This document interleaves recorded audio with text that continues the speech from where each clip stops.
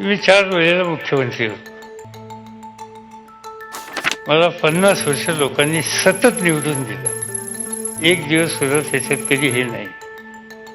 आणि हे भाग्य सहजासहजी कुणाला मिळत नाही.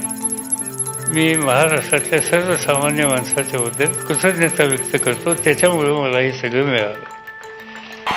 राष्ट्रवादी काँग्रेस पक्षाच्या स्वागताच्यासाठी साक्षात वरुणराजांनी सुद्धा आपल्याला आज आशीर्वाद दिले. महाराष्ट्रातल्या अनेक नेतृत्वांनी नेहमी देशाचा विचार केला. टीम म्हणून काम करण्याच्या बाबतीत आजच्या नेतृत्वाच्याकडून हवं तशा प्रकारची कामगिरी केली जाते का नाही याची शंका दिसते. आणि देश चालवायला अशी शंकेची अवस्था ही योग्य नाही.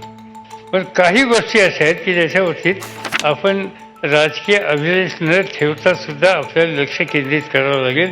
आणि ती म्हणजे ही माणसामध्ये तरुणांच्यामध्ये जात धर्म भाषा याच्यातून एक अंतर आणि कटुता ही जी दिसते ती काही करून घालवली पाहिजे आणि ते ऐक्य निर्माण करायला पावलं टाकलीच पाहिजे.